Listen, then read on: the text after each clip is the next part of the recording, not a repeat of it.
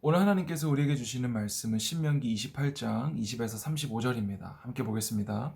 네가 악을 행하여 그를 잊음으로 네 손으로 하는 모든 일에 여호와께서 저주와 혼란과 책망을 내리사 망하며 속히 파멸하게 하실 것이며 여호와께서 네 몸에 연병이 들게 하사 네가 들어가 차지할 땅에서 마침내 너를 멸하실 것이며 여호와께서 폐병과 열병과 염증과 학질과 한재와 풍재와 썩는 재앙으로 너를 치시리니 이 재앙들이 너를 따라서 너를 진멸하게 할 것이라. 내 머리 위에 하늘은 노시 되고 내 아래 땅은 철이 될 것이며 여호와께서 비 대신에 티끌과 모래를 네 땅에 내리시리니 그것들이 하늘에서 네 위에 내려 마침내 너를 멸하리라. 여호와께서 네 적군 앞에서 너를 패하게 하시리니 네가 그들을 치러 한 길로 나가서 그들 앞에서 7길로 도망할 것이며 네가 또 땅의 모든 나라 중에 흩어지고 네 시체가 공중의 모든 새와 땅의 짐승들의 밥이 될 것이나 그것들을 쫓아줄 자가 없을 것이며 여호와께서 애굽의 종기와 치질과 괴혈병과 피부병으로 너를 치시리니 네가 치유받지 못할 것이며 여호와께서 또 너를 미치는 것과 눈 머는 것과 정신병으로 치시리니 맹인이 어두운 데에서 더듬는 것과 같이 네가 백주에도 더듬고 내 길이 형통하지 못하여 항상 압제와 노력을 당할 뿐이니 너를 구원할 자가 없을 것이며 네가 여자와 약혼하였으나 다른 사람이 그 여자와 같이 동침할 것이요 집을 건축하였으나 거기에 거주하지 못할 것이요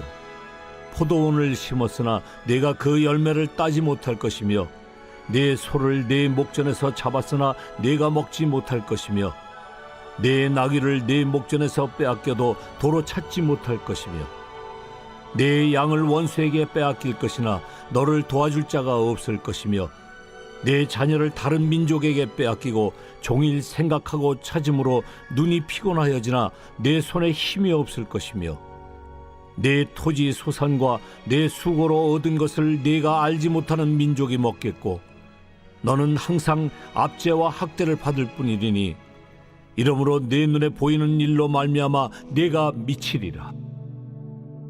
여호와께서 내 무릎과 다리를 쳐서 고치지 못할 심한 종기를 생기게 하여 발바닥에서부터 정수리까지 이르게 하시리라.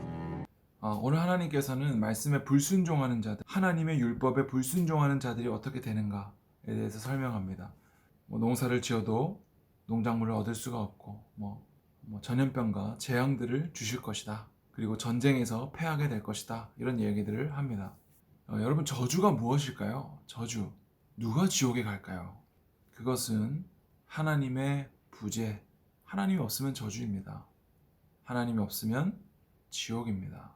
우리가 하나님을 믿고 내 안에 성령님을 모시고 있다는 것을 믿는다면 그것이 복입니다. 저주는 하나님이 없는 상태, 하나님의 부재, 그것이 바로 저주이고 지옥입니다. 여러분, 에덴 동산에 있었던 하나님께서 창조하신 첫사람 아담의 뜻이 뭔지 아세요? 바로 티끌, 먼지입니다. 그러니까 인간은 아무것도 아닌 거예요. 아무것도 아닌 존재예요. 먼지와 같고 티끌과 같은 존재입니다. 근데 하나님께서 그들을 사랑하셨다니까요. 그것이 얼마나 놀라운 복입니까? 그러니까 저주는 무엇이냐면 아담, 그 티끌과 먼지 같은 인간이 그냥 있는 그대로 살아가면, 먼지와 티끌 그대로 살아가면 그것이 바로 저주입니다. 그런데 오늘 하나님께서 그 먼지와 티끌 같았던 우리들에게 찾아오셔서 우리를 구원하시죠. 여러분, 하나님이 먼지와 티끌 같은 우리를 위해서 인간의 몸을 입고 이 땅에 내려오셨을까요? 그리고 죽으시고 부활하셨을까요? 물론 그것은 결과적으로 맞지만 성경 말씀에 보면 그 모든 것은 하나님의 영광을 위해서 했다라고 이야기합니다. 그리고 하신 약속에 대한 성취로서 하신 것이지 나를 위해서, 그 주인공이 내가 아니란 얘기예요. 인본주의와 신본주의가 있는데 인간 중심으로 생각하느냐 하나님 중심으로 생각하느냐입니다.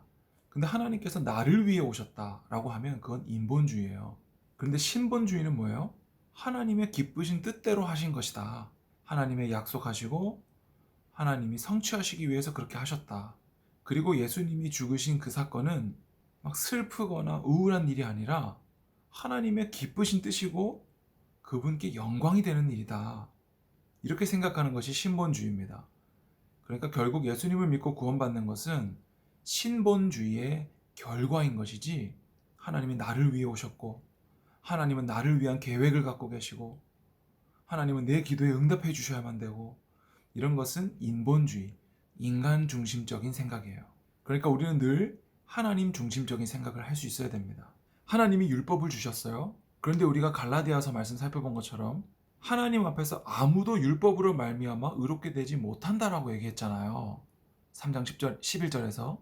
그러면 율법으로 의롭게 되지 못할 것을 처음부터 왜 줬냐는 것이죠. 하나님 입장에서 생각해 볼까요?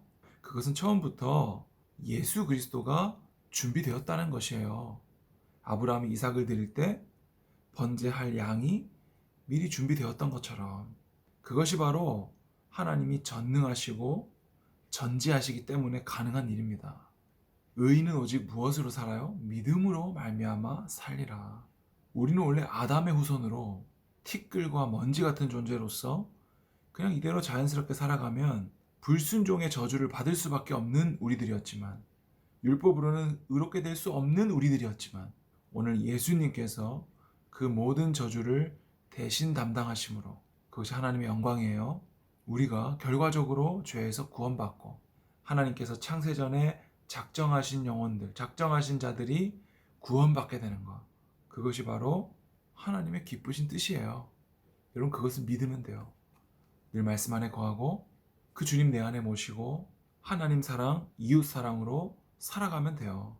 그러면 오늘 하나님께서 약속하시는 모든 축복을 여러분에게 주실 것이고, 그리고 불순종의 모든 저주를 십자가에서 거두어 가시는 거예요. 오늘 하루도 이미 승리하신, 여러분 이미 승리하셨어요. 그 주님 믿고 따라가는 우리 모두 되기를 축복합니다.